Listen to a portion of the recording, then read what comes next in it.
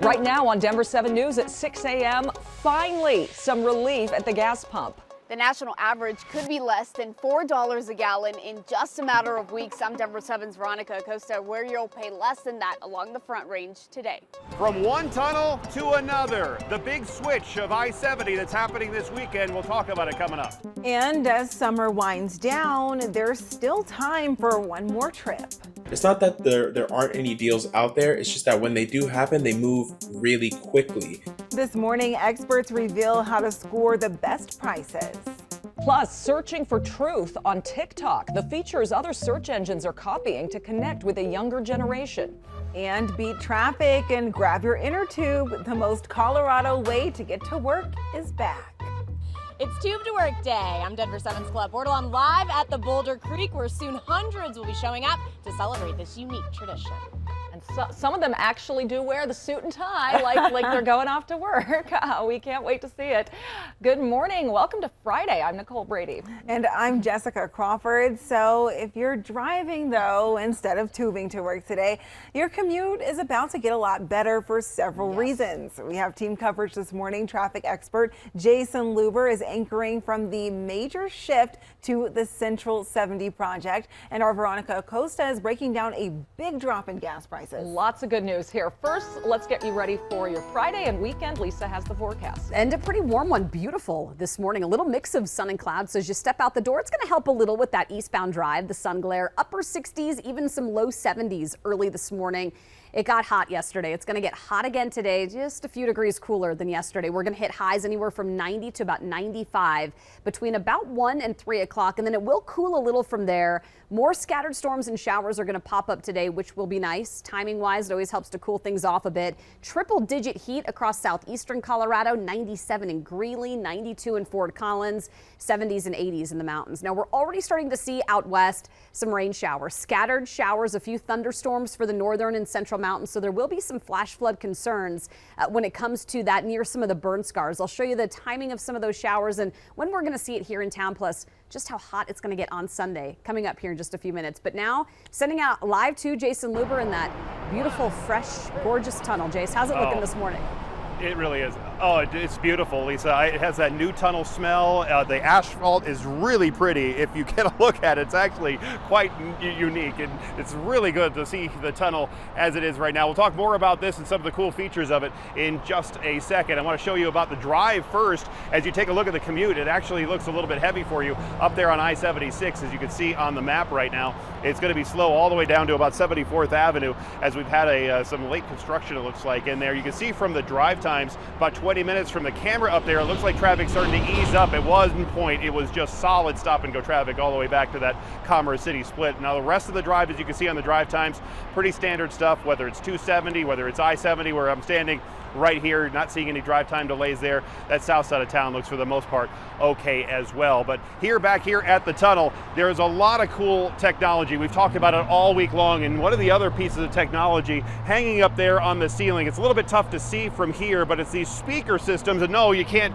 connect your phone to it and do Bluetooth to it and then play your favorite tunes. They're actually a speaker for every 100-foot zone. They would be used if there's an emergency inside the tunnel, so drivers could be told to stay in their vehicles, letting them know that help is on the way, or they could be asked to get out of their cars and evacuate the tunnel altogether. So far, the warnings coming out of the speakers, though, have been for people walking inside the tunnel. Interestingly enough, what we're using those systems for, mostly during this 1-year transitory period, has been telling people not to walk. Don't be a pedestrian in the tunnel. It is not safe. And so we actually use that public address system to tell folks that it's not safe and they need to get out. That was one of the interesting things I was talking to project manager Bob Hayes about the other day, and he says about 3 pedestrians a week go strolling through the tunnel. They also have people trying to bike through the tunnel. That's crazy. There's just no shoulders there on that side where there's two-way configuration. Even on this side, there's really no room for that biking or walking, so they really don't want people and pedestrians down here at all. Coming up in the next half hour, I'm going to tell you about some of the changes that drivers will see down here in these new eastbound lanes, including wider lanes, wider shoulders. It's going to look like the highway is supposed to look, not like it is right now over on that North Bore. toss it back to you guys here in the studio. I hope this hopefully means you'll be one of the last people to walk through the tunnel like it is right now, Jason. Can't wait to see it Monday. Yeah? Yeah. Well, this is great news for commuters. Gas prices in Colorado are finally coming down. The state average is now $4.81 a gallon, but you'll likely see prices even lower than that.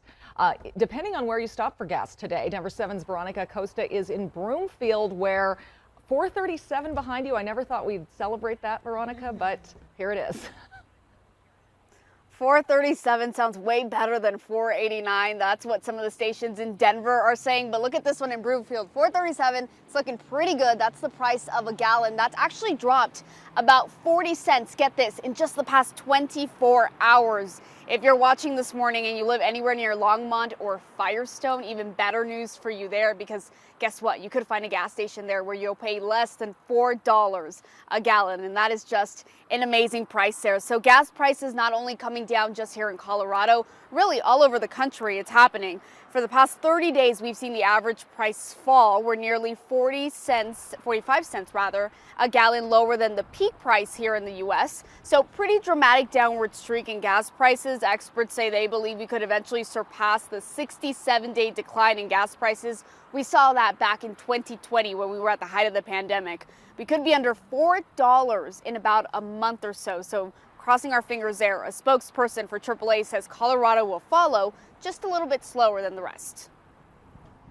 We are the road trip sort of capital of America. When you look at the great American West, folks are coming to and through Colorado. That keeps demand high. Our stockpiles were a little bit low heading into the summer driving season. So that's going to keep us above the national average. Mind you, we will fall as the national average falls. We just might fall more slowly. And if you're not in Broomfield, maybe Firestone or one of these other spots where gas is really low, but you definitely want to go seek it out, you can always look on Google and Gas Buddy. Those sites will help you find wherever gas is lowest. And then if you have something like a loyalty card, you could save a couple cents a gallon there as well. Of course, there are also apps, for example, one that's called Upside. It gives you cash back if you go to certain gas stations. So definitely a number of ways you can still continue saving every time you fill up at the pump. In Broomfield, I'm Veronica Acosta, Denver 7. All right, thanks, Veronica. If you take mass transit, RTD is operating at about 70% of its pre-pandemic service level. The transit agency is struggling to hire and retain drivers and mechanics. There is one bright side to that problem. It's actually saving RTD money. RTD's senior manager of debt and investments says it has saved $127 million in operating expenses in 2021. RTD is still looking to cut down billions of dollars in debt, though, that it took out to pay for the Fast Tracks rail system. Voters approved that in 2004, and it has yet to be built. Thousands of people in Denver will be getting new e-bikes thanks to the city's rebate program, but current riders are concerned that the city does not have the bikeways to accommodate this increase, and they're worried that it isn't moving fast enough with the necessary changes.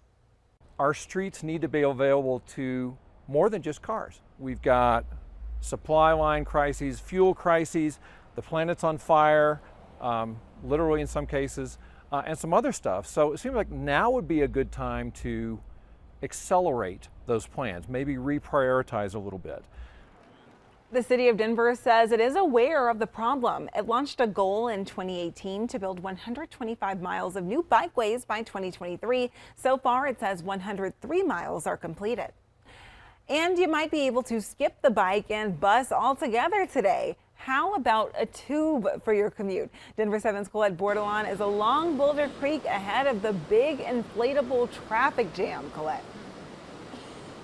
This creek is looking way too inviting for me to be at work this morning. There was a rainbow in the sky just a second ago, and at the end of the rainbow was Jeff Kagan, one of the co-founders of Tube to Work Day. It all started as a joke. My biggest question is when people tube down and then they got to go to work, how do they change? They have to plan ahead. You got to have your bicycle at your office, your change of clothes. But I know a lot of people, myself included in years past, like to come into the office sopping wet, tube in hand. And maybe like a piece of bacon in hand too. You guys got some pretty interesting traditions out here. Bacon fishing, one of them. Bacon fishing off the 9th Street Bridge. We've got some mermaids with squirt guns flanking the banks. We've got a stilt walker dressed in Baywatch lifeguard garb who's going to be leading a parade of walkers down here to keep it an actual alternative commute. And yeah, you're going to see a lot of beautiful costumes and funky tubes. The costumes is what I think I love the most personally. What is the weirdest or best prop, best anything? What stands out in your mind over the past 14 years of Tube to Work Day? Impossible to say. Standard attire is wetsuit beneath business suit with additional flair. But I've seen Mad Hatter, Man in the Yellow Hat from Curious George, sharks, one of those inflatable dinosaurs, like people tube in costumes and tubes that I never thought would be possible to make it down to Central Park, but I always see them down there drinking coffee at the end of the commute.